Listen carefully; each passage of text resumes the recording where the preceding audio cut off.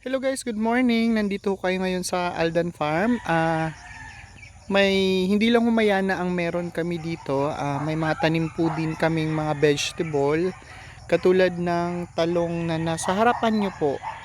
Itong talong na to, it's bagong sibol po siya. Actually, matanda na po sila. Nasa mga 7 months na po itong talong na nandito sa harapan nyo po. Kaya lang po, nakapagbunga na sila, lumago na po, marami na po kaming na-harvest nito. Kaya lang po, nung pag tumanda ho kasi yung talong natin, yung chance po is humina po yung supply nila sa bunga. So, kailangan na po nating putulin. Ito po yung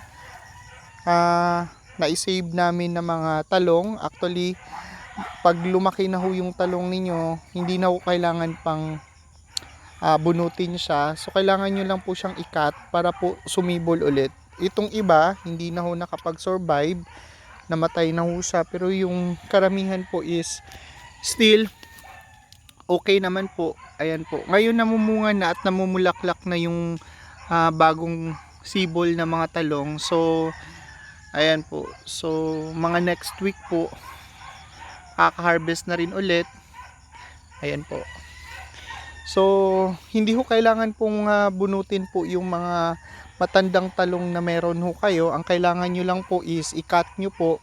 Actually, itong pagka-cut na to is medyo maliit siya compare doon sa ibang talong na meron kami dito. So, dapat ganito po yung standard na pagputol ng talong.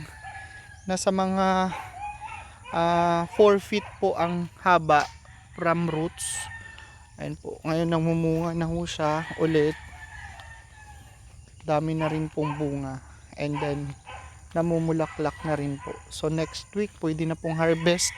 So, para po to save your plant na talong, huwag nyo pong bunutin. Just cut it and then sisibol din po ulit.